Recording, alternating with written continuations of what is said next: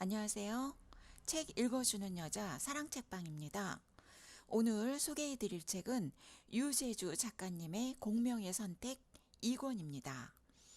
유재주 작가님은 역사의 갈피 속에서 유익한 읽을거리를 발굴하는데 몰두해 왔습니다. 공명의 선택 역시 역사와 소설을 절묘하게 구성하는 작가의 기량이 이루어낸 작품입니다. 차례는 제10장부터 제20장으로 되어 있습니다. 그럼 책 속으로 들어가 보겠습니다. 제10장 마침내 세상 속으로. 초당 안으로 들어서는 순간 유비는 깜짝 놀랐다. 키가 8척이 넘는 장신이었다. 얼굴은 관옥같이 희고 머리에는 윤건을 썼다. 의복은 학창의다. 구름 위를 표표히 거니는 신선의 자태였다.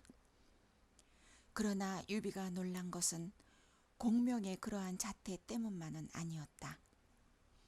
공명의 얼굴, 두어 해 전 박모를 엮으며 시름을 달래고 있던 자신을 찾아와 천하 다툼의 야망을 일깨워주고 형주의 힘을 키울 빛에까지 일러주고 호련히 떠나갔던 바로 그 젊은 선비였음을 알아보았기 때문이었다.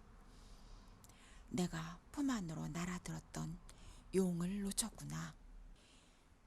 유비의 마음을 들여다보기라도 한 것일까. 공명은 빙그레 웃고 있었다. 처음 뵙겠습니다. 귀하신 분께서 이렇듯 궁벽한 곳까지 찾아주시니 몸둘 바를 모르겠습니다. 소생 제갈량이라 합니다. 분명 처음이라고 했다. 유비는 대뜸 공명의 마음을 읽었다. 유비입니다. 탁군의 어리석은 촌부가 선생의 크신 이름을 우레처럼 들어온 지 오래입니다. 이제야 뵙게 되니 그 감격을 뭐라 형연해야 좋을지 모르겠습니다. 그리고는 느닷없이 큰절을 올리는 것이었다. 이쯤 되면 당황하는 것은 오히려 공명 쪽일 수밖에 없었다. 양양 땅의 한낱 야인으로 살다 보니 무례하고 게으른 것이 버릇이 되었습니다. 여러 번 장군께서 찾아주셨음에도 스스로 찾아가 뵙지 못하고 다시 이렇게 오시게 하니 실로 큰 죄를 지었습니다. 공명 역시 황망하게 마주 절하며 지난날의 일을 사죄했다. 유비로서는 그간의 고생이 말끔히 씻겨나가는 순간이기도 했다. 이렇게 수인사가 끝났다. 황용이 차를 끓여내왔다. 이제 두 사람은 본격적으로 마주 앉았다. 대화의 결론은 이미 정해져 있다. 세상 속으로 나와 나를 도와주시오. 좋습니다. 세상 속으로 들어가 장군을 위해 일하겠습니다. 유비는 공명의 출사를 권하기 위해 여기에 온 것이고 공명은 유비의 권유를 받아들일 준비가 되었기에 초당 안으로 맞이한 것이다. 두 사람 모두 이러한 상대의 마음을 잘 알고 있다. 그런데도 그들은 긴장해 있었다. 결론을 향하여 어떻게 말문을 풀어나갈 것인가. 대뜸 권하고 대뜸 응할 수는 없는 일이었다. 유비에게도 공명에게도 마지막 관문이었다. 경우에 따라서는 지금까지의 모든 노력이 수포로 돌아갈 수도 있는 지극히 위험한 관문이기도 했다. 시험은 아니었다. 각기 다른 악기를 들고 조화롭게 화음을 맞춰야 하는 2인 합주라고나 해야 할까? 그 첫 음을 낸 사람은 유비였다. 사마의 선생과 서원직에게서 선생의 말씀을 들었습니다. 천하를 능히 다스릴 만한 능력을 지니신 분이라고. 먼저 상대를 높인다. 무난한 출발이었다. 수경 선생이나 서원직 같은 이는 실로 일세의 높은 선비입니다만 저 같은 사람은 한낱 바가는 농부에 지나지 않습니다. 천하 운운할 만한 자격이 없습니다. 겸양의 음을 내었다. 멋진 화음이었다. 두 분의 말씀이 어찌 허담이겠습니까? 선생께서는 어리석은 이 유비를 위해 크신 가르침을 내려주십시오. 먼저 장군의 뜻을 듣고 싶습니다. 한 왕실은 기울어지고 간신들은 제각기 나라를 빼앗으려 하고 있습니다. 이에 유비는 스스로의 힘도 헤아리지 못하고 대의를 천하에 펴보려 하였으나 지혜와 재주가 없어서 지금까지 이렇게 놓은 것이 하나도 없습니다. 선생께서는 이 같은 저의 어리석음을 깨우쳐 주시고 앞으로 닥쳐올 환란을 막아주시면 그보다 더한 다행이 없겠습니다. 두 사람은 이제 긴장을 풀고 본격적인 연주로 들어갔다. 장군께서는 조조를 어떻게 보고 계십니까? 강합니다. 옳게 보셨습니다. 조조는 원소에 비해 모든 면에서 부족했음에도 불구하고 승리를 거두었습니다. 운도 따랐겠지만 무엇보다도 지략이 뛰어난 사람들을 잘 썼기 때문입니다. 조조는 이제 자타가 인정하는 천하 제1인자의 형세를 지니게 되었습니다. 그런 조조와 정면으로 싸워서는 결코 이길 수 없습니다. 그렇다면 어떻게 해야 하는지요? 막히면 찰 때까지 기다려야 합니다. 기다린다 함은 힘을 기른다는 것이겠지요. 방법을 가르쳐 주시기 바랍니다. 상, 중, 하 세 가지 계책이 있습니다. 그 세 가지 계책이라는 것을 들어보고 싶습니다. 상책을 말씀드리겠습니다. 장군께서는 먼저 이곳 형주를 손에 넣으셔야 합니다. 형주는 군사상의 요충지입니다. 북으로는 한수와 면수를 껴안고 있고 남으로는 남해와 교역을 하여 이득을 취할 수가 있습니다. 또한 동쪽으로는 장강을 따라 오군과 해계까지 길이 열려 있으며 서쪽으로는 파촉과 땅이 통하고 있습니다. 가히 군사를 한번 길러볼 만한 땅입니다. 그런 후에 강동의 송공과 동맹을 맺고 나아가 파촉의 땅을 손에 넣으면 천하는 조조와 손공과 장군께서 솔밭처럼 받드는 형세를 이루게 될 것입니다. 이처럼만 되면 조조인들 두려울 것이 무에 있으며 오히려 기회를 보아 낙양과 장안으로 진출하면 가히 천하를 손에 넣을 수가 있을 것입니다. 말만 들어도 가슴에 탁 트일 만큼 호쾌하고 시원스런 계책이었다. 유비는 넋이 나간 듯 가을 물결같이 맑고 수려한 공명의 얼굴을 들여다보았다. 다만 한 가지 어려운 점이 있습니다. 공명은 그런 유비를 일깨우듯 음성을 높였다. 무엇이오? 어려운 점이? 장군께서 형주를 취할 자신이 있으신지요? 비로소 유비는 현실로 돌아왔다. 군사력을 묻고 있는 게 아님을 어찌 그가 모르랴. 유비의 얼굴에 그늘이 서렸다. 합주를 시작한 후 첫 번째 맞는 고비였다. 화음이 깨질 수도 있었다. 어떤 대답이 나올까? 공명도 긴장했다. 이윽고 유비는 한참을 망설이다가 대답했다.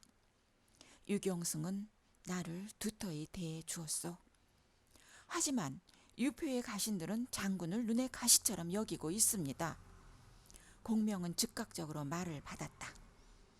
유표가 자주 병석에 눕게 된 뒤로 채모, 괴월, 한숭 등은 노골적으로 유표의 뜻에 반하고 있었다.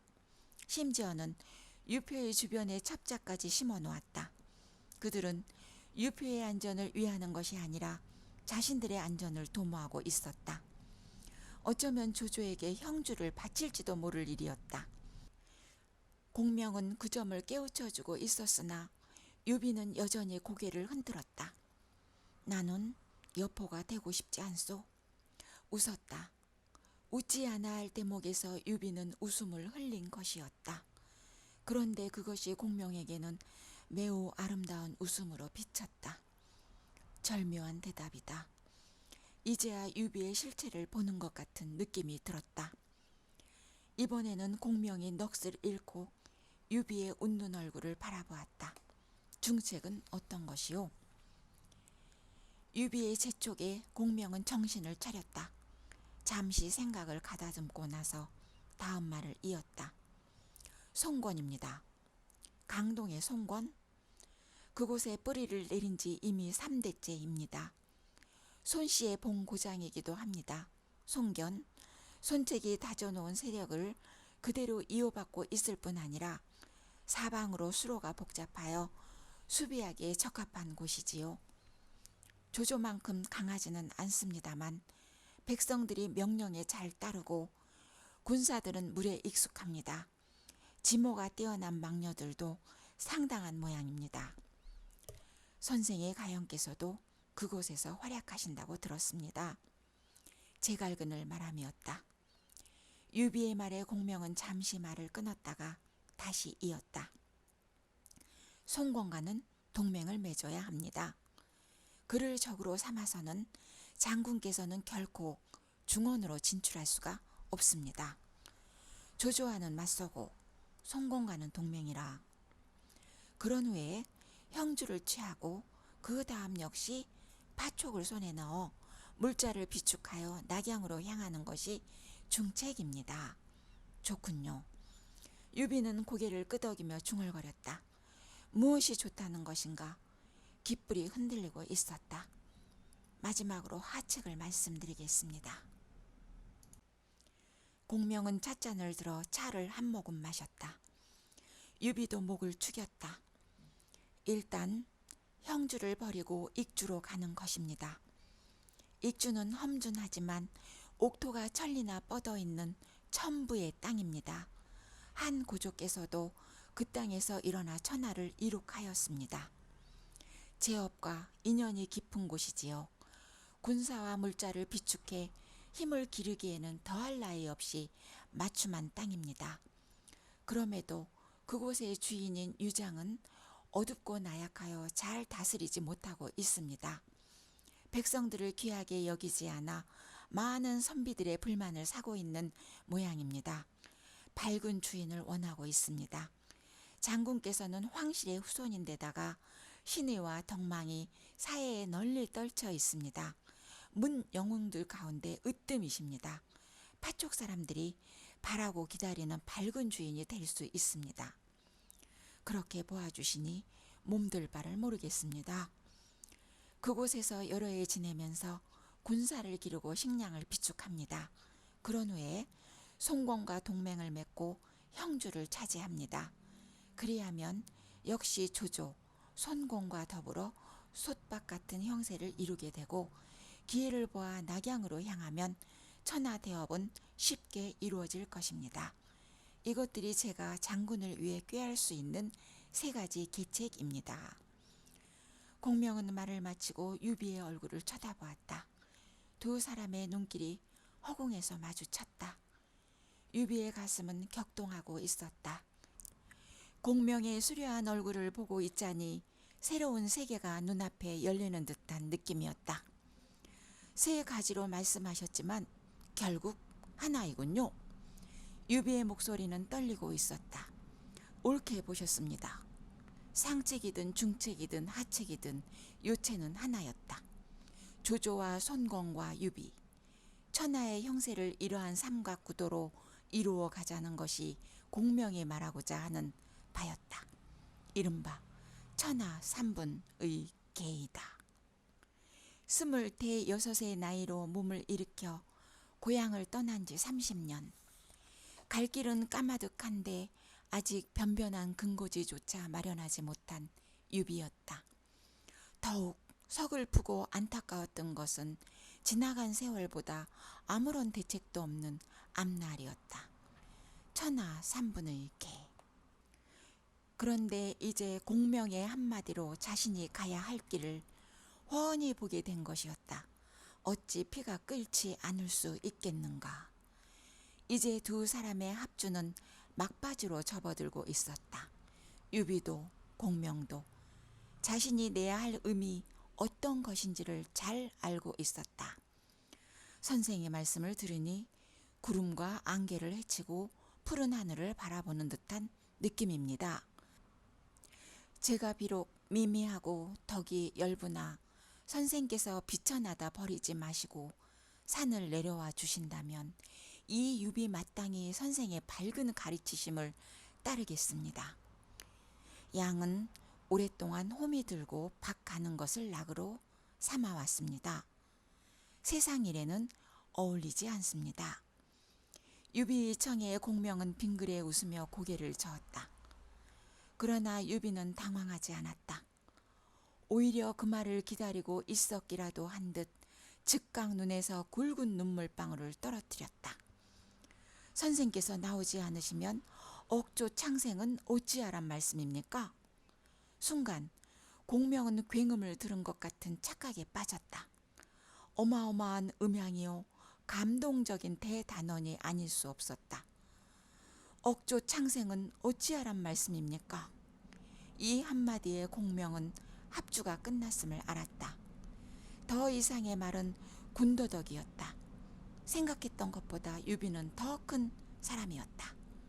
막을 내릴 차례이다. 공명은 자리에서 일어났다. 장군께서 끝내 저를 버리지 않으신다니 이 제갈량 견마의 수고로움을 다 하겠습니다. 용이 구름을 타는 순간이었다. 공명이 유비의 막하로 들어와 받은 직함은 군사 중랑장 서서와 같은 직이었다. 상당한 파격이었다. 요즘으로 치면 깜짝 등용이었다. 서서 때도 그랬다. 그러나 서서만 하더라도 조인을 물리치고 번성을 함락시킨 공을 세운 뒤 군사의 지위에 올랐었다. 그런데 공명은 융중에서 나오자마자 군사의 반열에 올랐다. 아무런 공도 세우지 못했고 능력도 검증받지 못했다. 공명이 와룡이라 불릴 정도로 뛰어난 재능을 지녔다고는 하지만 그것을 알아본 사람들은 극히 소수에 불과했다. 나의 지모와 식견은 관중에 뒤지지 않는다. 대부분의 사람들은 공명의 이 말을 듣고 코웃음 쳤다. 허풍쟁이라고 단정했다. 어떤 이는 건방진 놈이라고 욕을 해댔다. 관중이 누구이던가 춘추시대 때 제나라 황공을 도와 어지러움을 종식하고 천하 폐업을 이룬 명재상이 아닌가. 한때는 제황공을 죽이기 위해 활을 쏜 적도 있었다. 제황공이 공자 시절 때의 일이었다. 그러나 제황공은 임금에 오르자 그 관중을 과감하게 발탁했다. 물론 포숙의 청거에 의해서였다. 관중은 기재입니다. 그가 지난날 자신의 공자를 위해 주공에게 활을 쏘았지만 글을 쓰게 되면 그는 이번에는 주공을 위하여 천하를 향해 활을 쏠 것입니다. 이리하여 제나라 재상에 오른 관중은 포스길 말대로 놀라운 식견과 지략을 발휘하여 제나라를 다스렸고 주변의 오랑캐를 모두 평정함은 물론 여러 나라를 굴복시켜 제황공에게 패공이라는 영광스러운 칭호를 안겨주었던 것이다. 그런데 감히 융중의 촌뜨기 공명이 자신을 이러한 관중에 비유하고 있으니 어찌 가소롭지 않을 수 있겠는가. 장인인 황승헌이 동서이자 의형인 형주목 유표에게 공명을 청거했으나 유표가 거절했다는 소문이 퍼지면서 공명의 허풍은 더욱 사실로 받아들여졌다. 극소수를 제외하곤 어느 누구도 공명의 재능을 인정하지 않았다. 그런 그가 하루아침에 유비의 군사가 되었으니 시끄러울 만도 하였다. 별별 억측이 나돌았다. 양양 인사들은 심심치 않은 화제거리가 생겨서 좋았다. 공명의 허풍에 좌장군이 당했군. 좌장군이 먼저 공명에게 손을 내민 모양이네. 3번이나 공명의 집을 찾아갔다더군. 나도 삼고초려에 대한 소문을 들었네. 좌장군의 안목도 알만하군. 얼마나 사람 보는 눈이 없으면 그런 허풍선이를 3번씩이나 찾아갈까? 궁색하면 그렇게 되게 마련일세. 아까운 사람 하나 버렸군. 양양 일대 곳곳에서 이런 대화들이 오가고 있을 때 유비는 눈만 뜨면 공명을 옆에다 붙들어 놓고 천하의 일을 의논하는 데 빠져 있었다.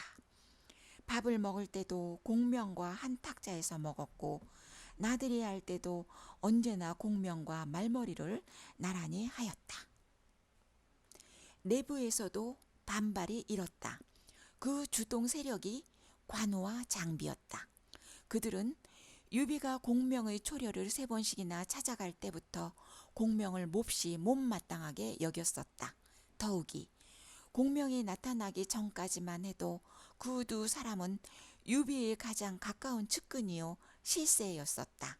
그런데 난데없이 새파란 애송이가 끼어들어 유비를 차지해 버리니 여간 고깝고 눈꼴이 신 게 아니었다. 유비에 대한 섭섭한 마음도 뭉게구름처럼 일었다. 그러던 어느 날 관우와 장비는 기어코 유비를 찾아가 불만을 터뜨렸다. 우리는 아직 공명의 능력이 어느 정도인지를 알지 못합니다. 그런데도 형님께서는 너무나 그를 우대하십니다. 냉정을 찾으십시오. 유비는 그들의 마음을 짐작했다. 그러나 이미 공명의 능력에 대해 굳게 확신이 서 있었다. 이 기회에 공명의 지위를 분명히 해두고 싶었다. 나는 공명을 얻은 후에 마치 고기가 물을 얻은 것 같은 느낌을 받았네. 고기는 물을 떠나서는 살 수가 없지. 자네들은 2번 다시 공명에 대해 이러쿵저러쿵 말하지 말게. 수어지교란 말은 이렇게 해서 생겨났다. 관우와 장비는 유비의 단호한 말에 더 이상 입을 열지 않고 물러났으나 공명에 대한 불만은 여전히 가슴속에 응어리져 남았다. 북쪽을 염려했으나 동쪽이 오히려 소란했다. 송권이 군대를 일으켜 형주 땅의 하나인 강화를 공격해온 것이다. 유비와는 직접적인 관계가 없는 일이었으나 공명과 서서는 머리를 맞댔다. 역시 황조를 노린 복수전이겠지? 서서가 먼저 말문을 열었다. 나도 그렇게 보네. 이번이 벌써 5번째인가? 아마도 그럴 걸세. 집요하군. 당연하지 않겠는가? 아버지를 죽인 원수인이 말일세. 벌써 언제의 일이었던가? 10여 년 전 송견은 형주의 유표를 공격하다가 양양성 밖 현상 골짜기에서 황조에 의해 돌무더기에 깔려 죽었다. 그 뒤 그 아들 손책은 아버지의 원수를 갚기 위해 호시탐탐 황조를 노렸다. 2번에 걸쳐 황조를 싸움터로 끌어냈으나 2번 모두 군대만 풍지박산시켰을 뿐 황조를 사로잡는 데는 실패했다. 손책이 암살당하고 그 동생 송권이 강동 땅의 주인이 되었다. 그 역시 아버지의 원수 황조를 그냥 놔두지 않았다. 건한 8년, 형에 이어 3번째로 강화성을 들이쳤다. 황조의 수군을 격파하고 강화성 함락을 눈앞에 둔 상태에서 후방에 반란이 일어났다는 소식을 들었다. 군사를 돌리지 않을 수 없었다. 3년 후 다시 서정군을 발진시켰으나 이번에는 어머니 오씨가 위독하다는 급보를 받았다. 싸움다운 싸움도 해보지 못하고 강동으로 돌아갔다. 이번에야말로 쉽게 돌아가지 않겠군. 어머니가 세상을 떠나기 전 손중모는 맹세했다더군. 아버지의 원수를 반드시 갚겠다고. 유비가 2번째로 공명을 방문했을 때 공명은 강동 땅에 가 있었다. 제갈근의 부름을 받고서였다. 제갈근은 공명에게 양자 얘기를 꺼냈다. 나이 27이면 적은 나이가 아니었다. 그런데 공명은 아직 아들을 두지 못했다. 제갈근은 자신의 둘째 아들 규를 양자로 내주겠다고 제안했다. 다음에 다시 얘기하지요. 공명은 쓸쓸히 웃으며 대답했었다. 제갈근은 이어서 다음과 같이 말했다. 형주 땅은 불안하다. 아버지의 원수를 갚기 위해서라도 손중모는 결코 형주를 가만히 놔두지 않을 것이다. 어머니에게 맹세를 했을 정도로 황조를 미워하고 있다. 이곳으로 건너오는 것이 좋지 않겠느냐? 그때 공명은 어쩌면 지금쯤 유비가 자신의 초려를 방문했을지도 모른다고 생각했었다. 황조가 위험하군. 차라리 양양으로 불러들이는 것이 낫지 않을까? 서서가 대안을 제시했다. 그 말에 공명은 회상에서 깨어났다. 그렇게 해서는 이곳 양양까지 소란해질 걸세. 유표의 가신들은 황조를 내버려 둘 것이네. 황조만 죽이고 돌아간다. 그렇게 보는 것이로군. 공명은 대답 대신 고개를 끄덕거렸다. 강화성 전투는 그들이 예상했던 대로 돌아가고 있었다. 송권의 군사는 10만 대군이었다. 주유를 대도둑에 임명했고 선봉에는 여몽을, 부장에는 동습, 감령을 세웠다. 황조도 송권의 침봉을 예상하고 있었다. 만반의 태세를 갖추어 놓았다.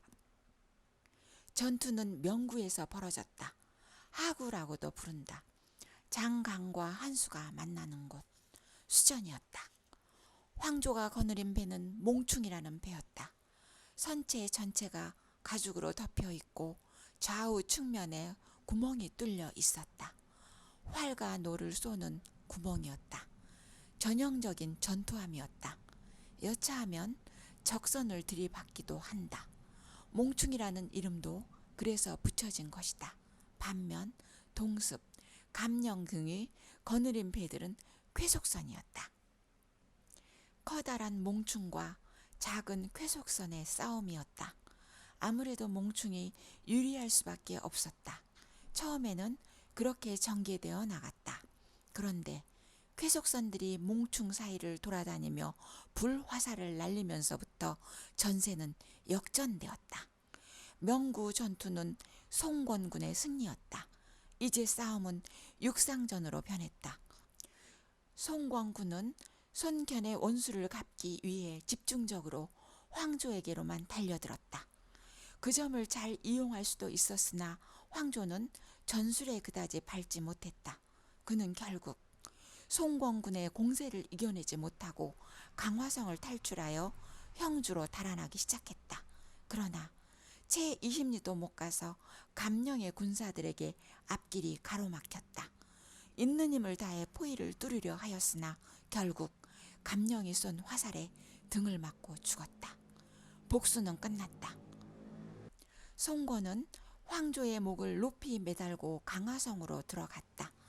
정세 분석에 뛰어난 장소가 그런 송권에게 권했다. 강화는 외로운 성입니다. 지키기 어려우니 버리고 강동으로 돌아가는 것이 낫겠습니다. 기껏 빼앗은 땅을 다시 내놓고 돌아가기가 아까웠으나 송권은 과감히 군사를 돌려 강동으로 향했다. 남풍도 만만치가 않군. 주유는 꽤 호전적일세. 지모도 뛰어나고. 그날도 공명과 서서는 주변 정세에 대해 자신들의 생각을 교환하고 있었다. 그들의 표정은 그다지 밝은 편이 아니었다. 송권은 결코 형주를 포기하지 않을 걸세. 워낙 중요한 땅이니까. 북풍은 아직은 아니라고 보네. 하지만 대비는 해놔야 하겠지. 보관이라도 있는가? 서서는 공명의 얼굴에 눈을 고정시켰다. 조조가 대군을 몰고 남하할 경우 공명은 과연 어떻게 대처할 것인가? 그에 대한 해결책을 서서는 아직 구하지 못하고 있었던 것이다. 주공의 성품으로 보아 형주를 취하지는 않으실 테고 공명의 눈길이 허공을 향했다. 형주만 취할 수 있다면 그렇게 고민할 일도 아니지. 달아나는 수밖에 없겠군. 공명이 중얼거렸다. 달아난다? 서서는 놀랐다. 공명의 입에서 그런 말이 나올 줄은 전혀 예상치 못했던 것이다. 문제는 어디로 달아날 것인가? 자네도 역시 달아날 궁리를 했었군. 서서는 웃었다. 쓴 웃음이었다.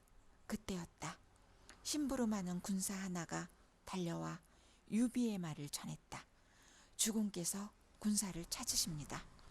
공명과 서서는 동시에 서로의 얼굴을 쳐다보았다. 어느 군사? 대군사님입니다. 공명의 키는 8척 장신, 서서는 5척 단신이었다. 대군사라 함은 공명을 호칭하는 말이었다.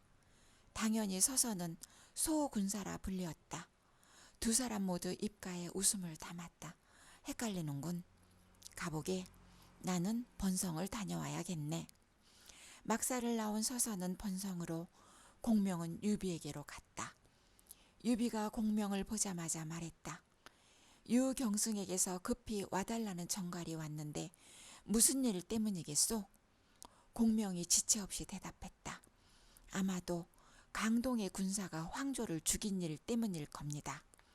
주공을 청해 강동을 칠 계책을 의논하려는 것이 틀림없습니다. 제가 함께 모시고 가서 방책을 알려드리겠습니다. 유비는 곧 양양성을 향해 떠났다. 유표의 가신들이 무슨 일을 저지를지 몰라 특별히 장비에게 500군사를 주어 뒤따르게 했다. 가는 도중에 유비가 다시 물었다.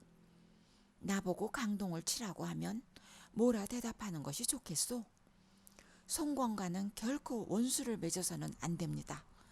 신야로 돌아가 군마를 정돈해 보아야겠다는 정도로만 대답하셔도 충분합니다. 양양성이 보이는 곳에 이르렀을 때였다. 공명이 느닷없이 유비를 돌아보며 물었다. 만일 유경승이 주공에게 형주를 내어주겠다고 말한다면 주공께서는 어떻게 하시겠습니까? 유경승이 내게 그런 말을 할 리가 있겠소? 만일이라고 했습니다. 만일 그런다면 형주를 취하실 수 있겠습니까?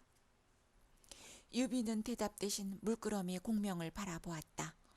공명은 그 눈길의 의미를 이내 알아챘다. 짧게 한숨을 내쉬었다.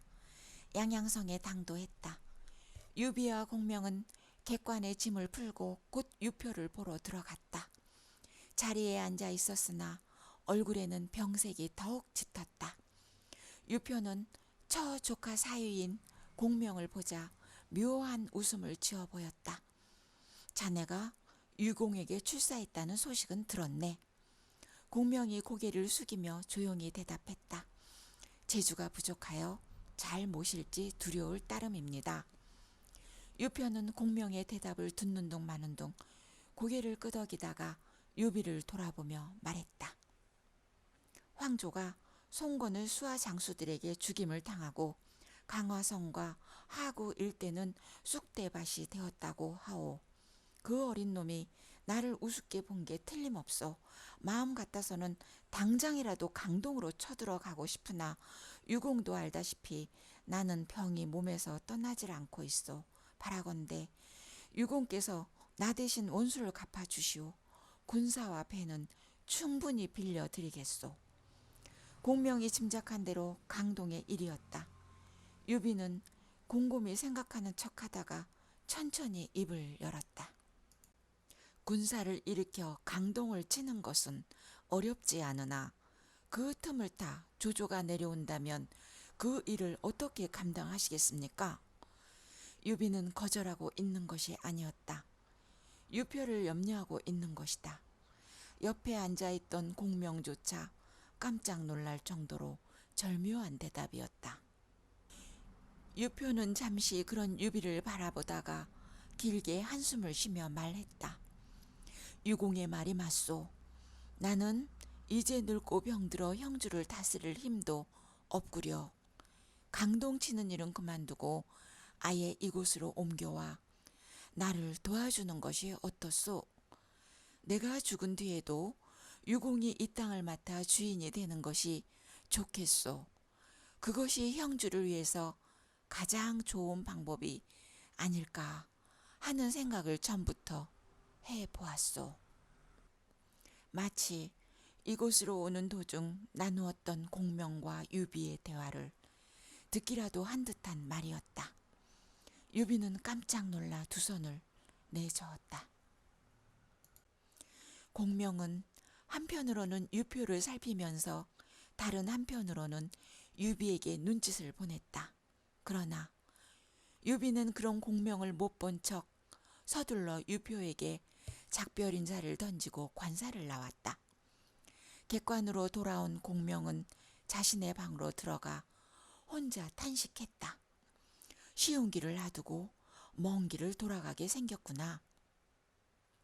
먼저 형주를 취하고 송건과 동맹을 맺은 후에 파촉으로 들어간다. 공명이 유비에게 설파한 바 있는 천하 3분의 개 중 상책의 순서였다.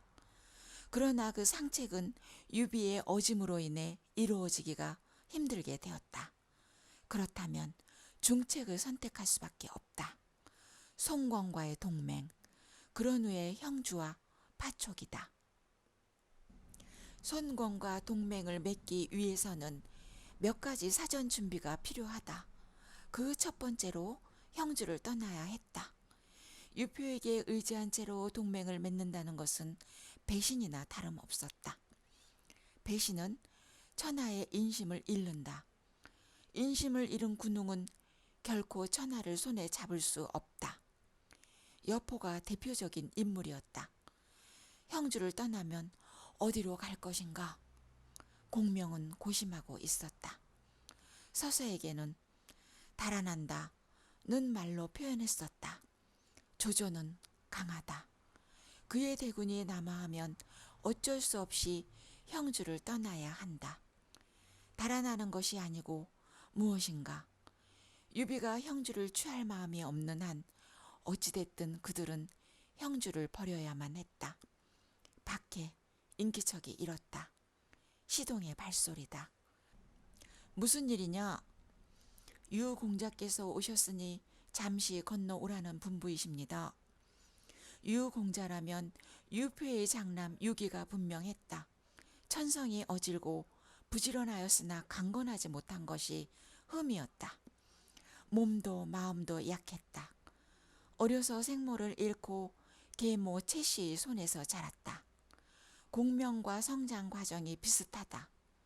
공명은 아버지까지 여의었다. 계모 채씨 부인에게서 동생 유종이 태어나면서부터 유기는 따돌림을 받기 시작했다. 유표의 가신들은 어느새 두 파로 갈라져 있었다. 유기파와 유종파. 유기파는 대부분 타지 출신들이었고 반대로 유종파는 형주 출신들이었다. 시간이 지날수록 향토 출신들이 실권을 장악해 갔다. 채씨 부인과 그 동생 채모의 입김이 많이 작용했다. 후계자 문제가 본격적으로 거론되면서부터 유기는 더욱 공경에 처했다. 계모 채씨의 눈에 유기는 눈의 가시 같은 존재였다. 유기가 없다면 자신의 아들 유종이 유표에 의해 자연스럽게 형주의 주인이 될 것이다. 그를 제거할 기회만을 엿보고 있었다. 고림무원. 유기의 처지가 그러했다. 심지어는 생명의 위험마저 느끼고 있었다. 보호자가 필요했다. 유비는 타지 출신이었다. 객장이라고는 하지만 인망도 두터웠다. 의지하고 싶은 마음이 일었으리라. 유비를 찾는 일이 잦았다. 생각이 여기까지 미쳤을 때 공명의 머릿속으로 섬광 같은 빛이 스쳐갔다. 강화 정도라면 적당하지 않을까? 공명은 방을 나서 유비의 처소로 향했다. 짐작대로였다. 유기의 눈은 젖어 있었다. 그는 엎드려 울며 유비에게 하소연했을 것이다. 계모가 이 몸을 용납하지 않으니 목숨이 조속간에 달려 있습니다. 숙부께서는 이 조카를 불쌍히 여기시어 구해 주십시오. 유비는 뭐라 대답했을까? 딴전을 피우고 있는 것으로 보아 이렇게 대답했음에 틀림없다. 그 일은 조카의 집안일이네. 내게 물어본들 무슨 대답을 해주겠나?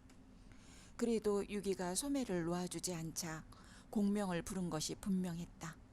골치 아픈 일을 떠맡기려는 유비의 능청스러운 속셈이 공명은 오히려 우습게 생각되었다.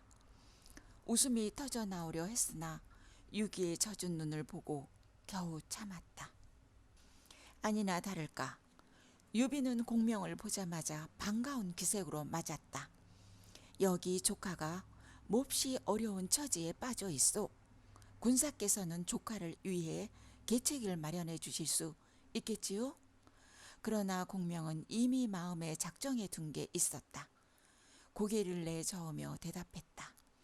이것은 집안일입니다. 제가 참견할 일이 아닌 듯합니다. 유기는 풀이 죽어 방을 나갔다. 유비가 발에다 주러 나가며 유기에게 귓속말로 일러주었다. 공명은 반드시 묘계를 가지고 있을 것이다. 내일 공명을 보낼 터이니 붙잡고 졸라보아라. 유기는 유비에게 여러 차례 감사의 뜻을 표하고 돌아갔다. 다음 날이었다.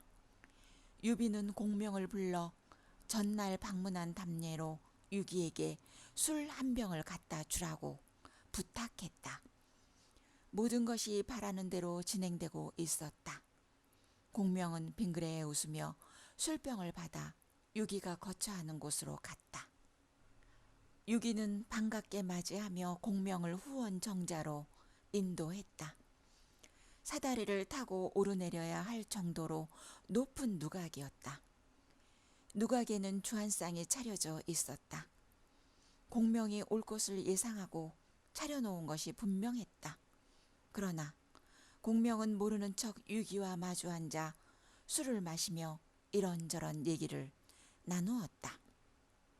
그러던 중 어느 때인가 유기가 벼랑간 닭똥 같은 눈물을 주르륵 흘리며 공명의 손을 잡았다. 평소 선생의 높으신 학식과 지략에 대해 많이 들어 한 번 뵙기를 소원하고 있었습니다. 이 기는 계모에게 미움을 받아 조만간 죽을 목숨입니다.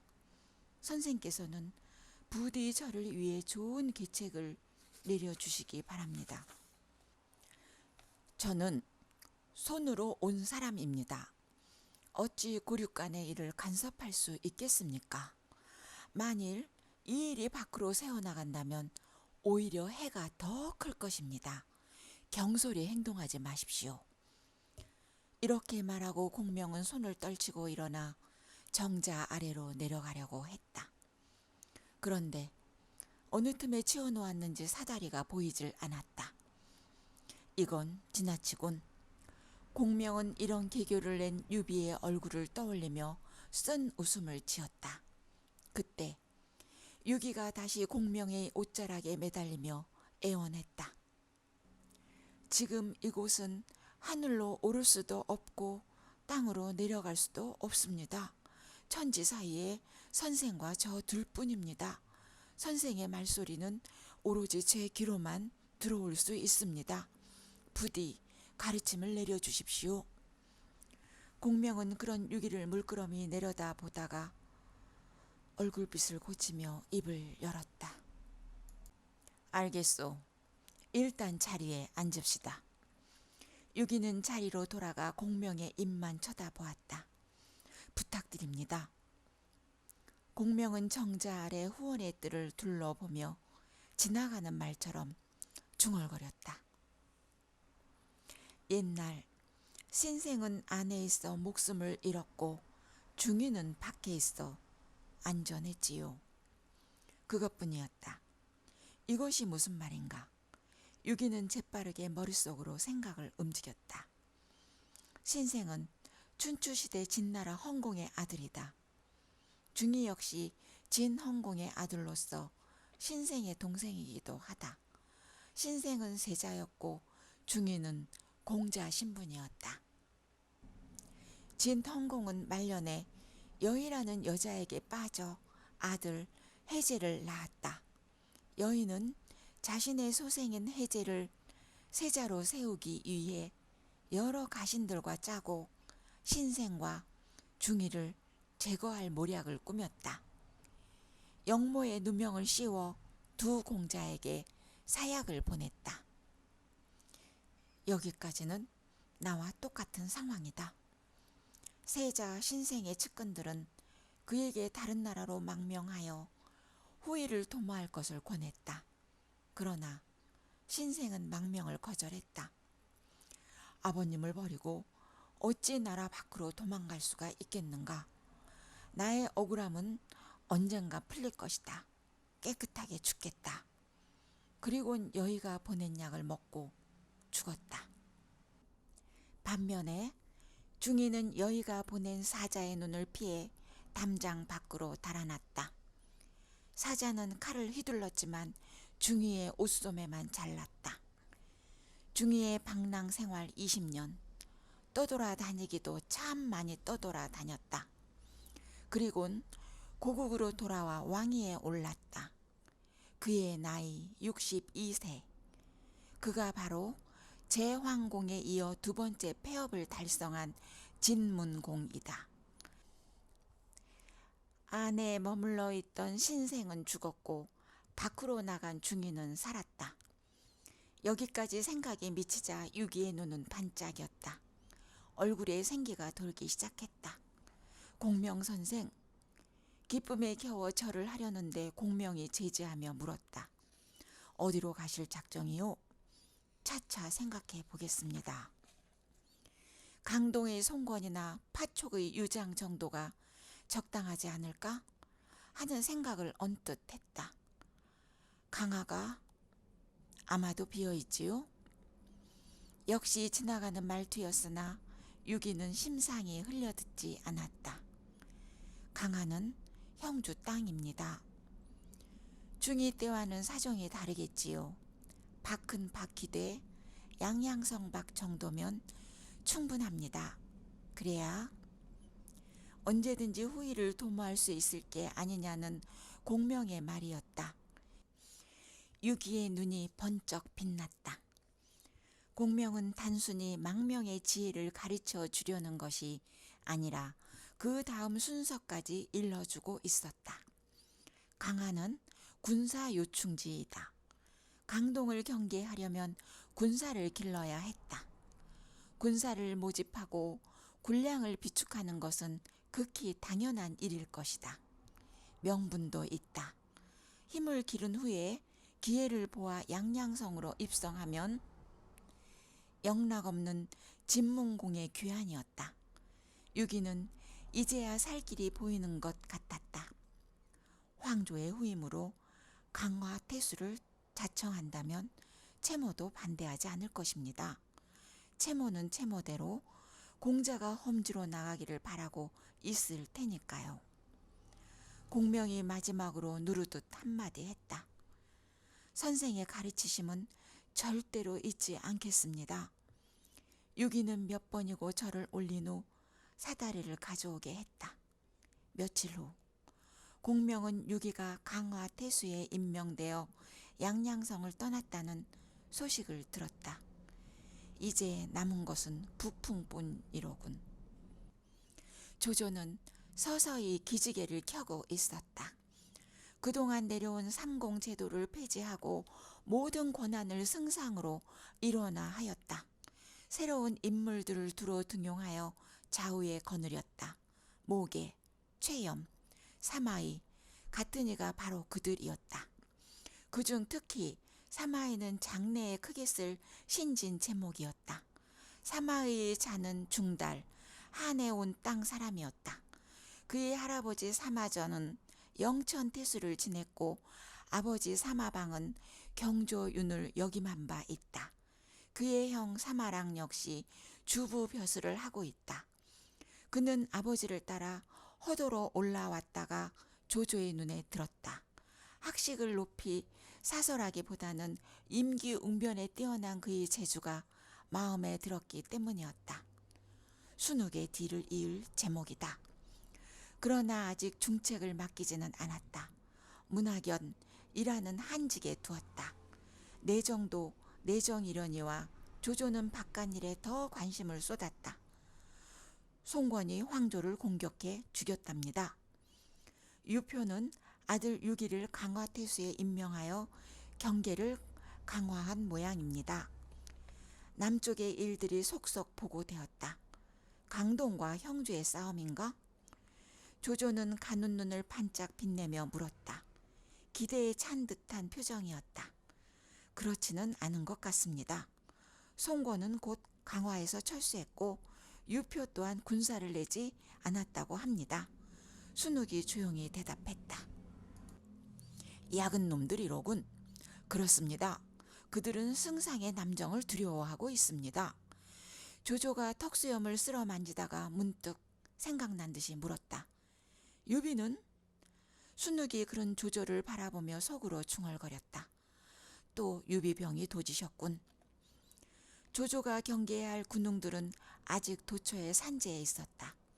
강동의 송권과 형주의 유표는 물론 서량의 마등, 한중 땅의 장로, 파촉의 유장 등은 모두 언젠가 단판을 지어야 할 당세의 실력자들이었다. 그런데도 조조는 유독 가장 보잘것없는 유비에 대해 언제나 신경을 곤두세우곤 하였다. 그것을 순욱은 조조의 유비병이라고 표현했다. 최근 제갈량이라는 선비를 새로 영입하여 군사로 등용한 모양입니다. 제갈량? 처음 들어보는 이름이군. 어떤 사람이요? 서서에게 한 번 당한 적이 있는 조조였다. 그를 빼내려다 실패한 조조는 아직 서서에 대한 미련을 버리지 못하고 있었다. 서서가 필요해서가 아니라 유비에게 서서 같은 인재가 있는 것을 참을 수가 없는 것이다. 그런데 또 다른 인재를 거두어 군사로 삼았다고 하니 궁금함이 일지 않을 수 없었다. 순욱은 잠시 망설이는 듯하다가 자신이 알아본 공명에 대해 설명하기 시작했다. 제갈량의 자는 공명, 도호는 와룡 선생이라고 합니다. 낭야국 양도 사람인데 어려서 부모를 잃고 예장태수 제갈현에 의해 자라난 모양입니다.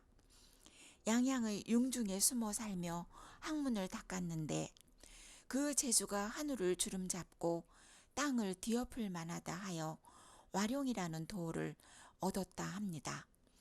누가 청거했소? 서원직이 청거한 모양입니다. 3번씩이나 그의 초려를 방문했다는 소문이 있습니다. 조조가 벼랑간 껄껄껄 웃었다. 그렇다면 공명에 대한 소문은 허풍이요. 과히 근심할 바가 못해요. 무슨 근거로 그런 말씀을 하십니까? 서서가 말하기를 나는 반딧불이요. 공명은 보름달이다 라고 극찬했을 정도의 인물이라면 상당히 뛰어난 지략을 지닌 기재가 아니겠습니까? 순욱이 의아해하며 물었다. 조조가 웃음을 머금고 대답했다. 사람이란 말이요. 내 마음이나 다른 사람의 마음이나 똑같게 마련이요. 나보다 뛰어난 사람을 청거하기란 말처럼 그리 쉬운 일이 아니요. 서서는 유비의 군사가 아니요. 그런 그가 자신의 지위를 위태롭게 하면서까지 자기보다 뛰어난 사람을 청거할 리가 있겠소? 나라도 그렇게는 하지 않을 것이요. 그래서 공명에 대한 소문이 허풍이라고 단정한 것이요. 과연 공명에 대해서는 순욱 자신도 잘 알지 못했다. 조조의 말을 듣고 보니 일리가 있다는 생각이 들었다. 그 역시 공명의 능력에 대해서는 일말의 의심을 품고 있었던 것이다. 군사를 내실 작정이신지요? 당연한 일 아니요? 30만 대군으로 일거에 쓸어버리겠소. 친히 나가시렵니까? 유비가 무릎 꿇는 모습을 직접 보고 싶소. 하우돈을 보내십시오. 군사는 10만이 적당합니다. 어째서? 승상께서 대군을 이끌고 남하하면 강동의 송권과 형주의 유표가 불안해합니다. 연합하여 대항하면 어려운 싸움이 됩니다. 수군이 있질 않소? 수군의 훈련이 아직 덜 진행되었습니다. 이번 싸움은 신야까지만입니다. 그래야 유표와 송권이 끼어들지 않습니다. 유비를 잡은 후에 형주, 그 다음에 강동을 취하는 것이 순서입니다. 조조는 비로소 순욱의 말을 알아들었다. 무릎을 치며 탄복했다. 과연 그대는 나의 장자방이요. 하우돈의 10만 대군 출병 소식은 곧장 신야성으로 날아들었다.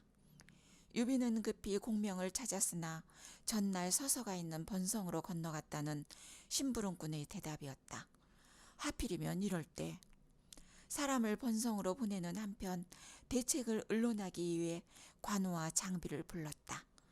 그런데 그들의 태도가 전과 달랐다. 공명에게 가서 막으라고 하면 될 것을 뭐에 그리 걱정하십니까? 수호지교에까지 비유하며 공명만 싸고 돌던 유비에 대한 비꼼이었다. 내분이라면 내분이었다. 그때 공명은 서서와 함께 술잔을 나누고 있었다. 서서의 집에서였다. 그러나 두 사람 모두 술잔만 만지닥거리고 있을 뿐 좀처럼 입으로 가져가지 않았다. 자네, 나를 신경 쓰는 것인가? 신경이 아니라 의론일세. 공명은 이틀 전에 이미 황풍으로부터 하우돈의 출병 소식을 들었다. 가장 먼저 떠오른 것이 서서의 얼굴이었다. 번성으로 달려와 서서에게 조조의 남침을 알렸다. 그런 공명의 행동에 담긴 속마음을 서서가 어찌 눈치채지 못할 리 있겠는가. 자네 말을 믿기로 하지. 하지만 다음부터는 이러지 말게. 내가 자네를 청구한 것은 진심이었네. 내 어찌 자네 마음을 모르겠나. 나로서는 자네의 도움이 필요할 뿐이네. 좋아, 무엇인가? 자네가 어려워하는 것이. 상대는 조조군일세. 그것도 10만 대군이네. 수군은 출병하지 않았네. 그렇다면 유사군만을 노린 출병이로군. 손공과 유표에게는 도움을 기대하기가 어렵겠군. 서서가 중얼거렸다. 10만 대 2만일세. 매복계를 쓸 수밖에 없겠지. 화공까지 곁들이면 더욱 효과적일 테지. 과연 원직답군. 그 정도라면 자네도 이미 다 생각해 놓은 것일 테고. 문제는 관우와 장비일세. 공명의 말에 서서는 뜻밖이라는 표정을 지었다. 그들이 어째서? 아까도 말했지만 상대는 조조의 10만 대군일세. 아무리 작전이 치밀해도 그것을 이행하는 장수의 마음이 흐트러져 있으면 패배하게 마련이네. 그런데 관우와 장비는 지금 나를 신뢰하지 않고 있네. 서서는 비로소 공명이 자신을 찾아온 까닭을 알아챘다. 그래서 나보고 총쥐의를 하라는 것인가?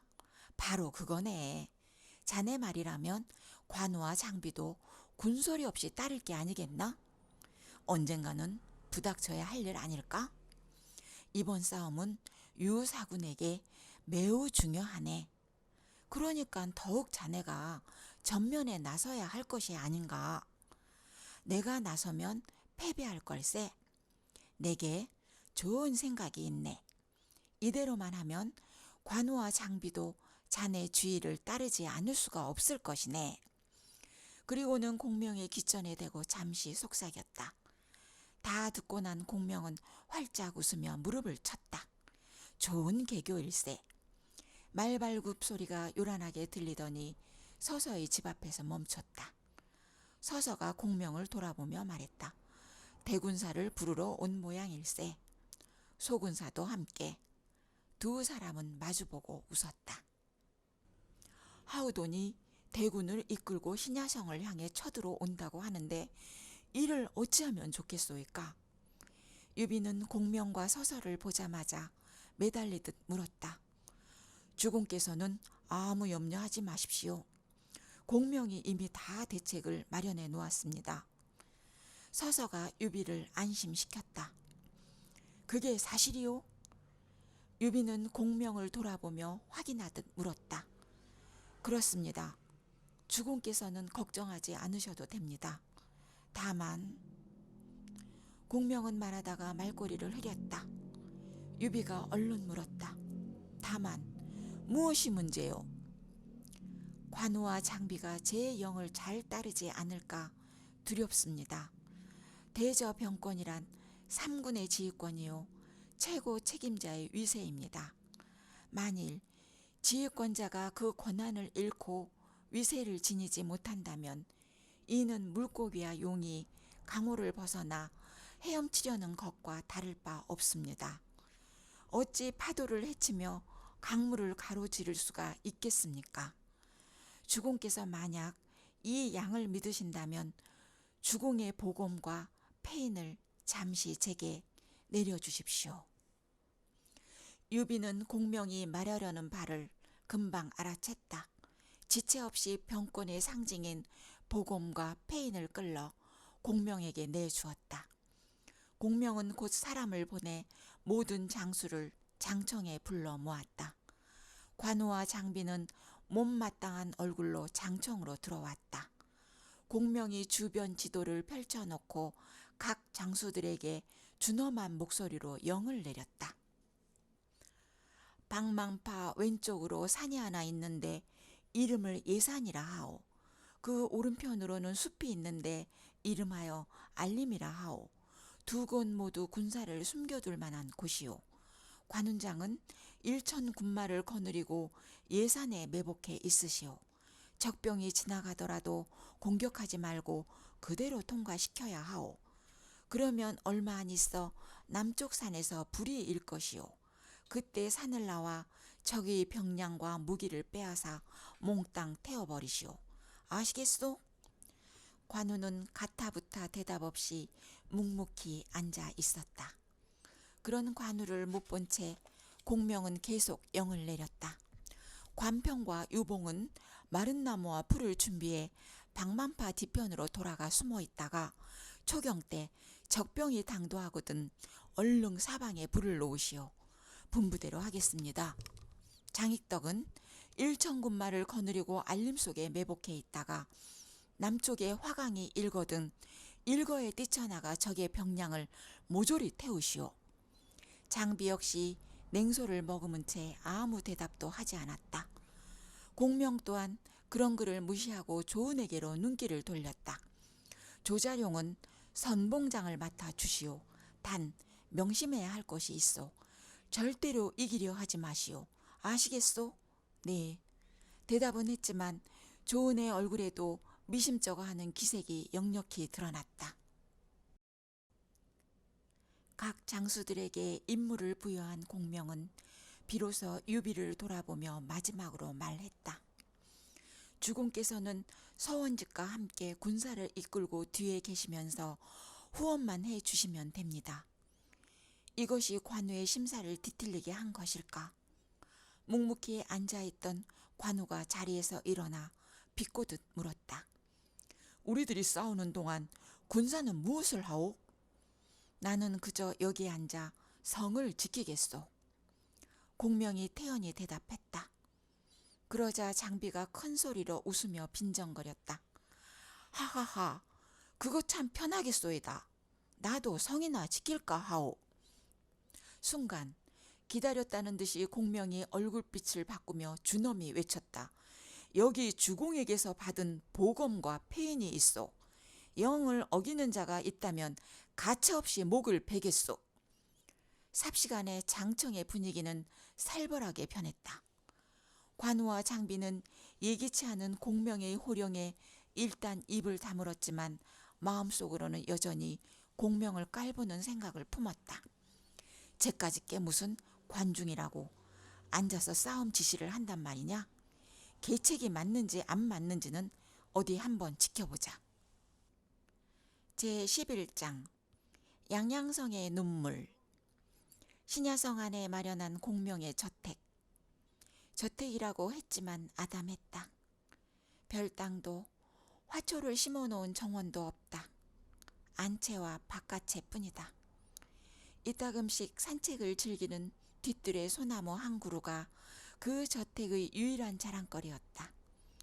소나무는 작았으나 푸르고 무성했다. 가을이었다. 햇빛이 밝고 따가웠다. 소나무 아래의 그늘은 짙었다. 그 그늘 속에 공명은 서 있었다. 뒷짐을 진 채 멀리 북쪽 하늘을 바라보고 있었다. 그림자 하나가 어른거렸다. 조용한 놀림이었다. 잘 되어가고 있을까요? 황용이 조심스럽게 물었다. 공명은 여전히 같은 자세로 서 있었다. 어려서부터 나는 전쟁을 무척 싫어하였소. 등을 돌린 채 공명은 중얼거리듯 말했다. 전쟁을 좋아하는 사람이 있을까요?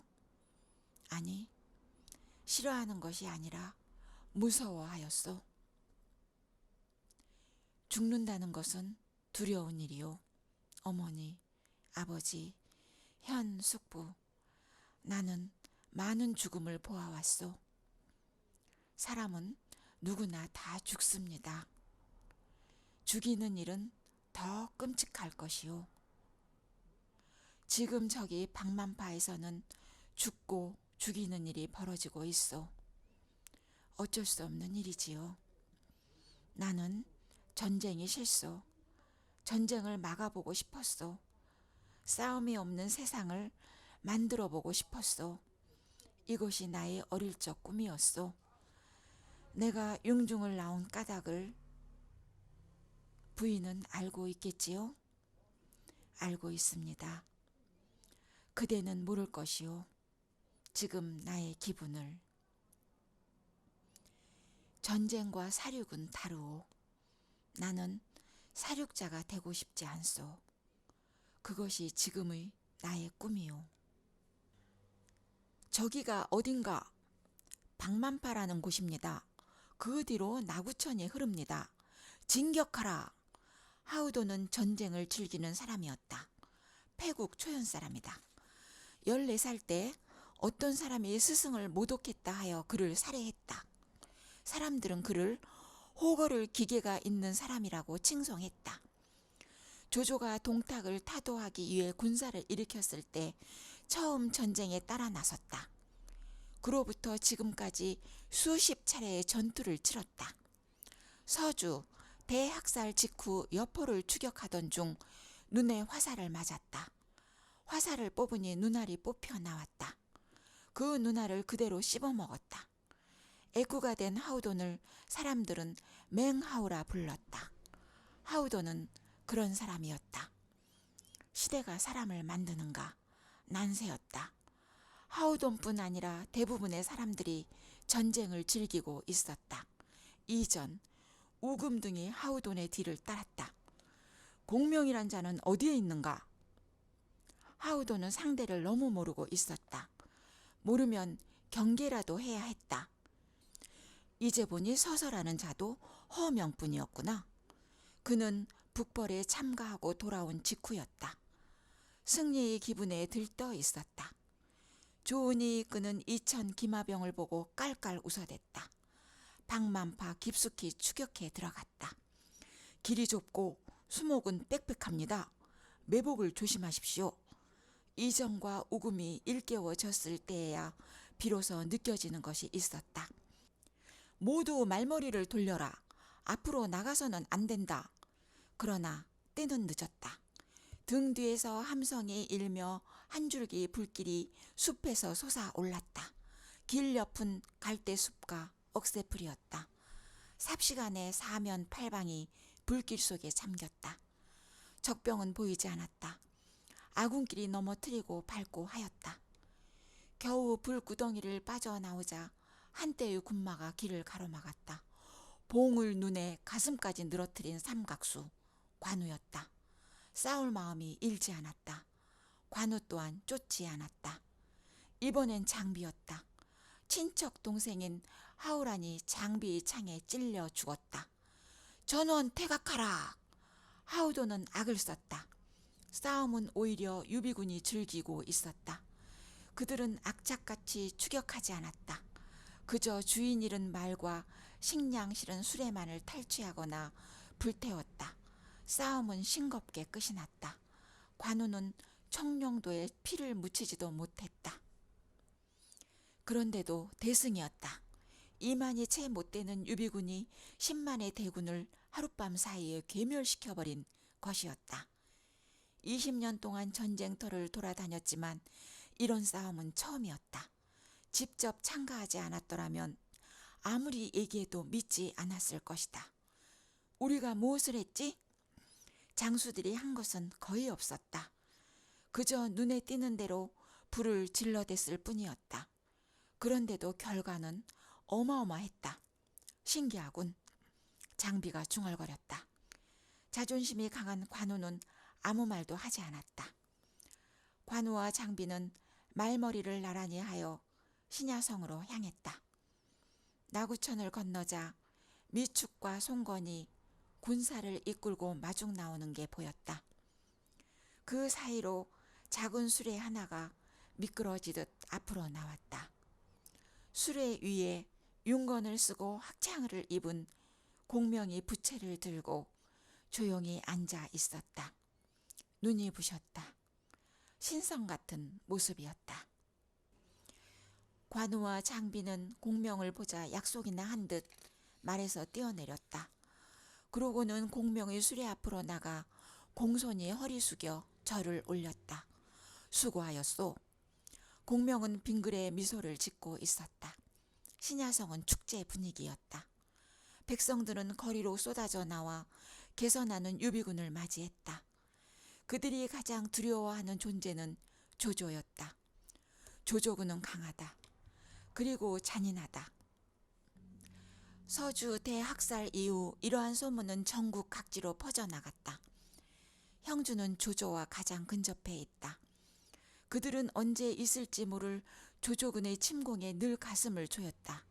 그런 중에 하우돈의 10만 대군이 신야성을 노리고 쳐들어온다는 소문이 돌았다. 조조군이 오면 죽는다.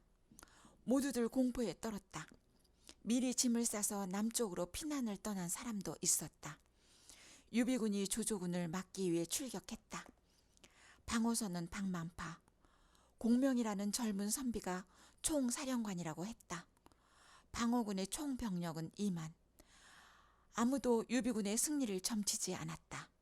융중의 허풍쟁이를 어찌 믿을 수 있겠는가. 그런데 출격 3일 만에 유비군은 멋지게 조조군을 격퇴했다. 하우도는 불에 탄 강아지처럼 머리를 싸매고 달아났다고 한다. 기적이 일어난 것이다. 신야성 백성들은 열광했다. 유사군이 우리를 살렸다. 공명의 희전 부채질 한 번에 하우돈의 10만 대군이 가랑잎처럼 흩어졌다. 공명은 신인이다. 신야성 사람들은 유비와 공명의 신화를 만들어 나갔다. 이것이 군중이었다. 유비는 그러한 백성들을 향해 손을 흔들었다. 멋진 화답이었다. 윤건의 학창의 차림의 공명은 부채로 얼굴을 가리고 조용히 앉아 있었다. 그 모습이 사람들에게는 더할 나위 없이 신비스럽게 보였다.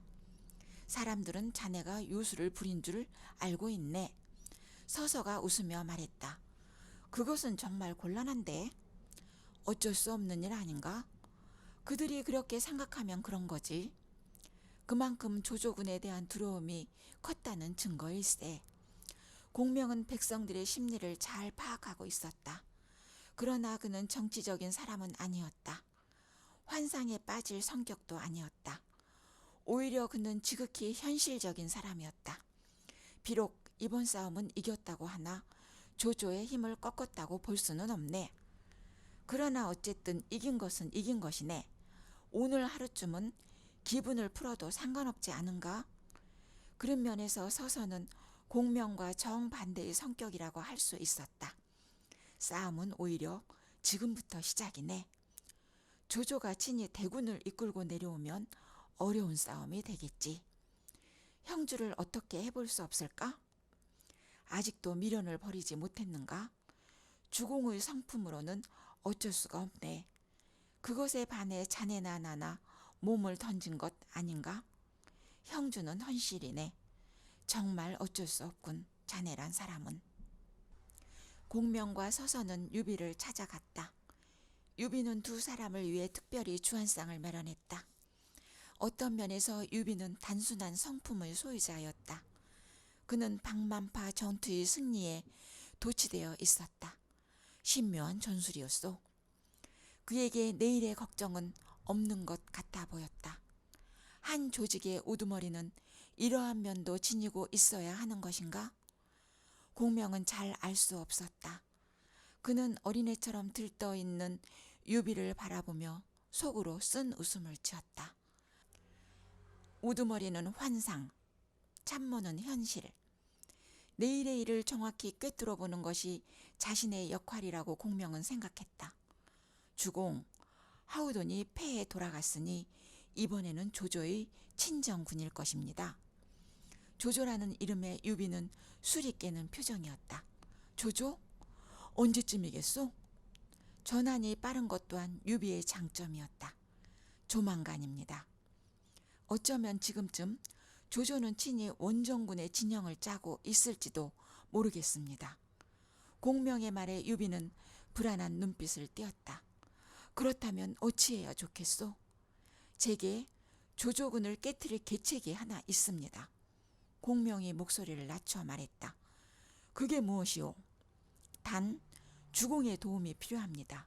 말해보시오. 공명은 입술을 축인 후 말을 이었다.